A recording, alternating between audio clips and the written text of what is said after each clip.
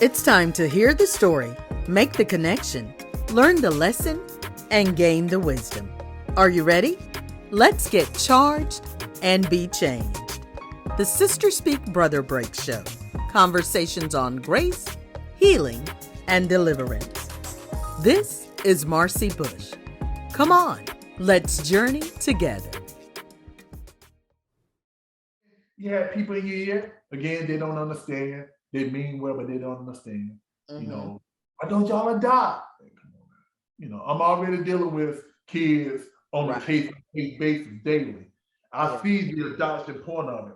I'm not doing that. No, you know, adoption is cool, don't get me wrong. But I know what's for me. You know, adoption is what it wasn't for me. Adoption is not for her. You know what I'm saying? So that's fine. Me, hey, anybody that's looking at this, if you can adopt, please adopt, please. That's a beautiful thing. But if it's for you, do it. If it's not for you, don't do it. You know, if I just knew adoption, that adoption process wasn't for us. So I just fell into the fact, okay, well, it's just gonna be me and Chan, good. We just gonna splurge, we're gonna just do us, you know what I'm saying? So at that moment, I think that was like 2010. I think it was around 2009, 2010, it's like that. And that was one of the darkest moments on her birthday. I remember the Christmas following, because her birthday is December 2nd. The Christmas following, normally on every Christmas morning, we would go to a mom's house. That's where our nieces were.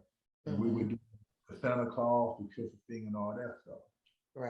She had her moment on her birthday. I had my moment early that morning driving. I mean, the pain I felt then. Oh my goodness.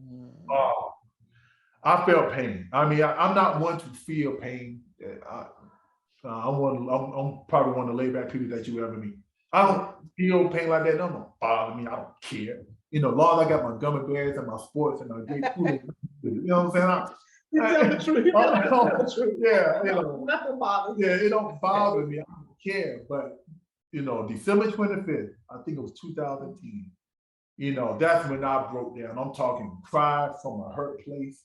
If you understand what you mean, that cry that comes, it wells from within, that you know, from within of the within. You know what I'm saying? It hurt. It hurt. I ain't never felt that type of hurt in my life. And so that's when I had my moment then. That's when I said, you know what? I'm good. You know, I'm gonna just have nieces, and I don't think they had nephews at the time. I'm gonna have some nieces. I'm gonna have a nephew. Good. Whatever. You know, we just be godparents and uncles and aunts, and we just get our Corvettes and we get our big houses and get another Corvette just for the heck of it, get a motorcycle. You know, that's what my mind was. You know, I had that. You know, and you know, I wasn't disappointed. I was more like, okay, well, you know, maybe the men and women of God in our lives, they might have missed. And that's fine, they're human. Fine. We all humans here. Let's just move on. I'm fine, you know. Long as I had Chin, I was good. You know, so yeah, so and then we might get to this, but that next Mother's Day 2011. That was the most hurting day also, because this was the first Mother's Day, obviously, after we got that news. You know, so and normal Mother's Day, what happened is she go with her mom, I go with my mom. You know what I'm saying? So we separate. And man, that was the hardest day to separate from her, because I knew she was hurting, but she had to be with her mom. And shoot, my mom's living. I gotta go with my mom. You know what I'm saying? Because you know, that was our understanding. It's our understanding. But man, when we was on the phone together, I'm going to see my folk. She with her folk. The cries that I heard on the other end. I mean, and to know that whatever I say could be a trip, you know, and as a man, you know, like we're here for our wives. We want to understand the pain. Like for instance, when a woman is pregnant, we could be there, but we don't fully understand what it means to be pregnant. You know what I'm saying? So I can't get pregnant. You know what I'm saying? So, but all I can do is be there and do my best and say my best. But So to support her in those moments, to do the right thing, to say the right. Sometimes as a man, it's just good just not to say nothing. Just be there, just touch, okay, something. But only God can really comfort the wife. Right. Only God can really do that. And as a man, all you can do is just sometimes just be there, just listen, know. Because sometimes in those moments you can just say too much, way too much. Like for instance, if I would have told her, I know how you feel. Yeah. I mean, as Christians, you don't supposed to cuss, but I probably would have got a cuss now. Everybody can listen, I understand why you cuss me out, you know what I'm saying? But, so that her birthday on December 2nd, 2010, Christmas 2010, that morning for me. And then Mother's Day 2011. Right. Those were the darkest moments in my life. I mean, even though I lost people, I lost things, but even in those losses, I saw it coming, or somebody was old enough, or you saw, you kind of prepared. But these things, remember, the premise is we never gonna struggle having kids. Right. We said that. That's a crazy part. We said I never forget in that apartment between me and her. We said we never gonna struggle having kids. Come on. Right. Come on, that's easy to do. And we laughed about that thing. We laughed about that thing. But then the very thing we laughed about and said that we never was gonna do, that's the very thing that pretty much set the course for the rest of our lives, really. It's set our course. So sometimes you really have to mind what you say. That's right. Yeah. God is listening. Yeah.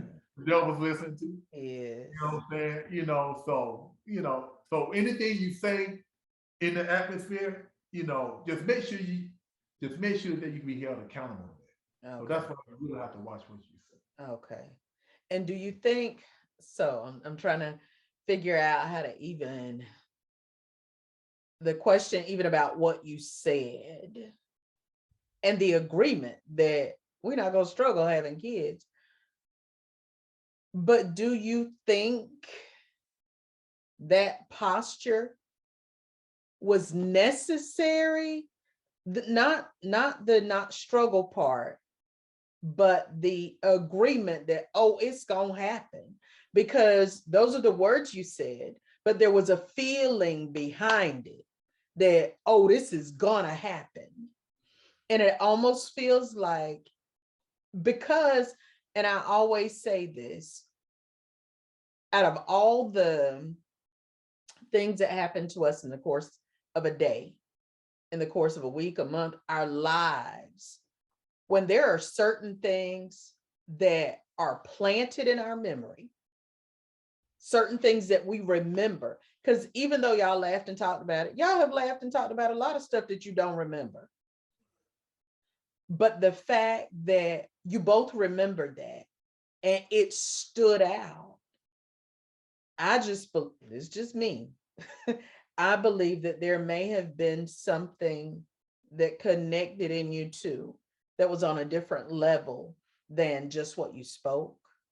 And there was this knowing and this, it's going to happen, that actually made it possible for you all to continue to try and continue to believe. And so the idea, though the children weren't conceived, I believe that agreement conceived that thing that it is going to happen. Now, it's almost like when we give that yes, when we be telling God yes, baby, you don't know what all is wrapped in that yes. Right. That's right. But there's that yes, God. And I believe that's what happened to y'all. Y'all didn't know what all was coming, but there was something that happened that you were committed to. I agree. Out of all the things we could have said we were not going to struggle with. And I don't even remember how we got on that conversation or why we even said it that day. But I remember us being distinct and saying, we're not going to struggle having kids. We're going to have kids. And I agree with you, Marcy. I do think that was all a part of God's plan, like the full circle. To bring us back to what we agreed upon at the beginning. And like you said, when you say yes, you don't know what the journey is going to be in that process. But you'll eventually get to the manifestation of what you decreed and declare. So I do agree. I agree with that. And like I said, I don't know if you remember, but I don't even remember like why we even said it, or we could have agreed on anything. You remember? I know why. I know why we said it, because we was talking about like having kids too early.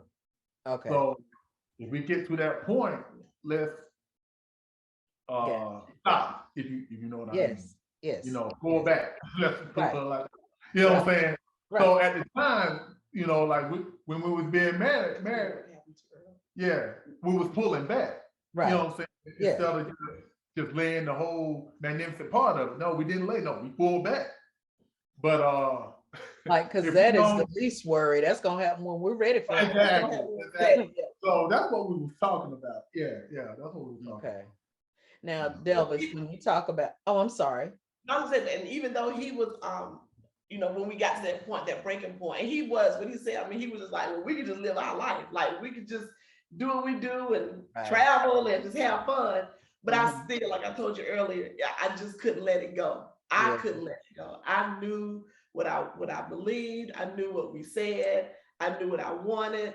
And I knew it was going to happen. So I just wanted to, say that. So even though we were, there together, and he always supported that, like, and we can get to the other parts later, but even when I said, okay, I want to go back to the doctor, or, whatever, he was always there. It never brought a disagreement between us. He was like, I'm okay with it without. And when I still wanted to pursue, he went with me. Okay. Now, Delvis, when you talk about that December 25th and how it kind of just consumed you, overwhelmed you in that moment, did you feel it building, or did it catch you off guard? Caught me off guard. Okay. Because again, when I say I don't care about I don't matter to me, or whatever, because ultimately I'm in my mind, God is big, everything else is smaller compared to him, so I'm good, without being my trust and how big my faith is in him, you know what I'm saying? So it's not a big deal. Nothing's really a big deal. And he's really telling the truth. Like he always say, anytime we face anything, he always say, well, God bigger than that. So I ain't worried about it. And he literally go and get his gummy bears and sit down and turn on TV. Okay. And I'm sitting there like, but Delvis, he say, God is bigger than that. Like, why we even worried about this? We say we serve a big God. He has it. So when he says that it snuck up on him, it really did. Because he always just brush it off like, okay, well, whatever God said, he's always been that way. Okay. And he's a man of great faith. Like he has tremendous faith. And whatever God say, that's just what we're gonna have to do. And that he's always been that way. And so that morning, the morning he's talking about, we were driving up the road, and I remember when we pulled in my mom's yard. You remember we sat there. We couldn't even go in the house because he was so broken at that point. He broke down at that point, and I watched it. It hit him. It was just in that moment of the drive, going there, all these years of everything we've dealt with, all those years of him being okay, and I don't know if it was something that was just down in there that he just didn't acknowledge or whatever, but it just hit him. And when I tell you it hit him like a train. Okay. And it took him a minute to come back. And every time in those moments, when I was weak, he would always strengthen, he would gird up and he would hold me. So in that moment, I remember I had to strengthen myself so that he can have his moment. Yes. There was never a time, I think, where both of us were like emotional at the same time. Like if he got emotional, I was strong for him. If I was emotional, he was strong for me. And we always kept each other, we held each other and carried each other through those moments. But So then because I know you gotta, but how do you then, in that moment, from that car, then do the whew, and then go in with the other kids and go in with was it a gradual coming out even once you were in the house, or was it okay, it's out, come on, let's go? It was more like, okay, things could be worse. We had a lot of miscarriages, but I will say this, and one of our testimonies is that we never had to bury one of these children. Mm-hmm. We never went that far. Right. Always be worse. Right. You know, right. I hear stories a lot where people that had to bury the miscarriages, they had, they see stuff in the, the babies in the bottle after all types of crazy stuff. Like one of my homeboys, that happened to one of my homeboys, some time ago. That's, so Lord knows how much you can bear. He knows the things that you could go through. He knows the things that you can do. So it's always in the back of my head. It can always be worse. You know what I'm saying? Shoot. Okay. One of those miscarriages could have been my mother. I could have lost my mom. Right. You talking about getting jacked up. You know what I'm saying? Could have lost my father. You know what I'm saying? So we're talking about losing babies, but we could have lost anybody else that would have messed us up. Could have been our grandmother. You know what I'm saying? Anything like that. So it could always be worse. Okay. I mean, and so I think that's the biggest thing is that God is big. The situation is never bigger than him. He's not thrown off by it. So he knows he is ordering our steps. Okay, so let him just order.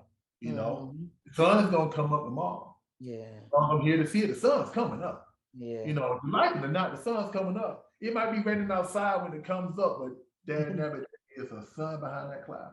Right. Because the clouds ain't gonna be there the whole time. Right. Sun's gonna come out. So that always pushed me. That always pushed me that it can always be worse. Okay. And even at this moment, God is still here. He's still big. Yes. He's still big. Yes. So to answer your question, Marcy, we literally just, after we had that moment, we dried it up, took a deep breath and said, all right, let's go ahead and do what we do. And let's go have fun. And nobody in the house, they probably won't even know that happened until they watch this video. Wow. Nobody in the house ever knew about that moment sitting outside my mom's house before we went in that Christmas morning to be with our nieces. Cold rain Christmas morning. Yeah, I mean, because those were the moments that we carried each other through. Yeah. Not the moments that we announced to everybody. Right. And I think that was one of the other ways we were able to stay so connected, because we shared those moments and we carried each other in those moments, and then we went out and just did what we had to do, and we trusted God in it. Like I said, we got weary, but we never grew weary. Right? It hit us, it touched us, but we didn't let it reside with us. We didn't let it stay with us. We chose it. That was a choice we made. Because we could have gone either way.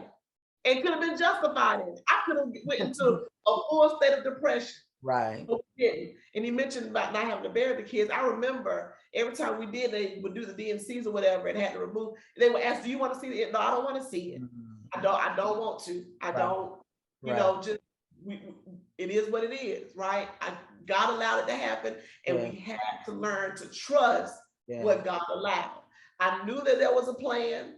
Right. I knew that there was a purpose. And once I got to that place, it began to get a little bit easier, not easy, just a little bit easier to have those moments, and then gird ourselves back up, and just go out and do what we do. And that's what kept me going. I couldn't allow me to fall into that place.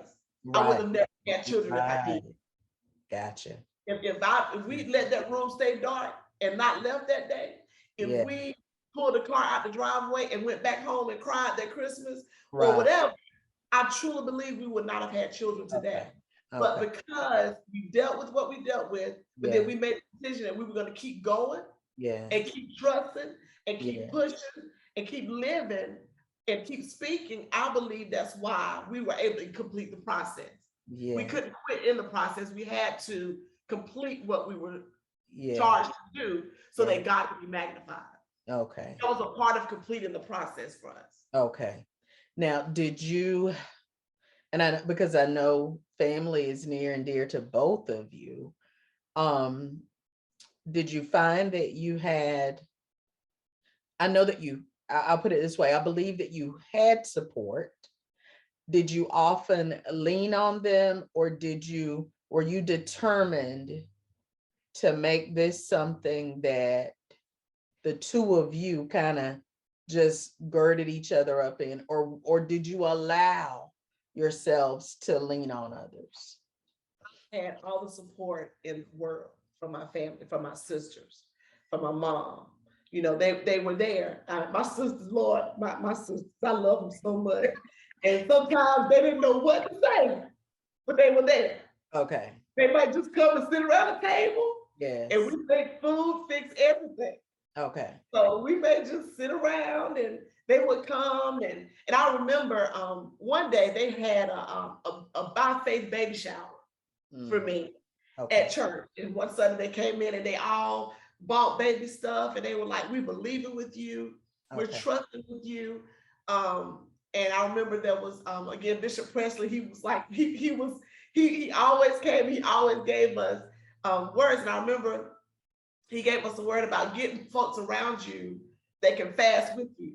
Okay. And my sisters went on that fast with us, and they each gave up something along the way. Now, we'll be honest, we said we have a conversation, they're probably going to shoot me after I say this.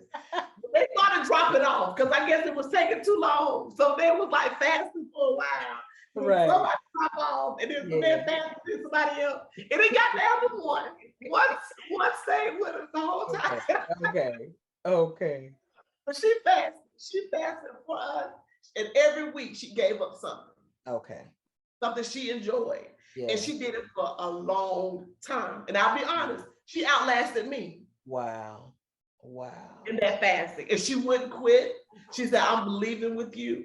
And even when I stopped, and it wasn't intentional, you know how this, but she never stopped. She never stopped. But my family, our family was there. Yeah. They were supportive, they were praying, even when they didn't know what to say or how to say it, they were just there. Yeah. We just here. Like we don't know what to say. Yeah. You know, we don't praying, we believing, we trusting, but we're here. We're here for you. We're here with you. We're holding you. We're carrying you. We're going to get some food. We're going to eat. and I remember that we were sitting around the table one day. I had a miscarriage or something. It was so funny. Now that I look back on it. And we were just trying our best to have a good time. And some song came on the radio. And I lost it. And then they lost it. And they was crying worse than I was crying. It was just one of those moments.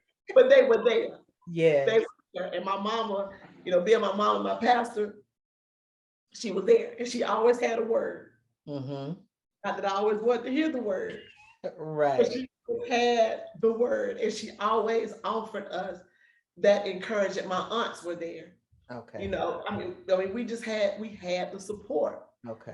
That we needed from family. His mom was there. His mom and dad was there. His mama, she would call me. She would make me feel like I'm the strongest woman in the world in some of the most weakest times of my life.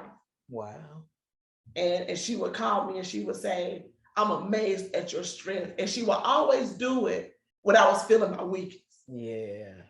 And I think that was something that God allowed strategically to remind me that we can get through it. Yeah. My father-in-law, he's a man of faith, and he spoke over us.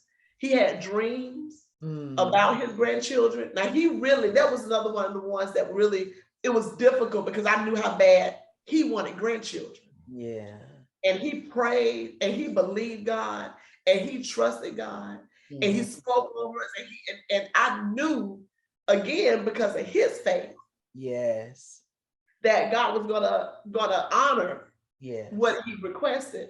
Because you could see it really, he just wanted grands. He wanted his seed to live. Yes. And so all of our family, his brothers were supportive. They were just always there. My grandmother, everybody, we just had a great, our church family. Yeah. everybody was just supportive, even when they didn't understand. Right. They would, but again, there were moments that, and I feel like that's why we had to keep going and keep pushing and being okay, because everybody around us were rooting for us and praying and believing with us. Even churches that we fellowship with were praying for us and believing with us and dancing with us and trusting with us. So, but as we learned, the stadium was just being filled so that God can be glorified whenever the time came. But yeah, we've always had great support. Okay. So I think where we kind of left off before I started asking all the other questions, we were somewhere around 2011. Mother's Day 2011. By that point, how many miscarriages had there been? Do you recall?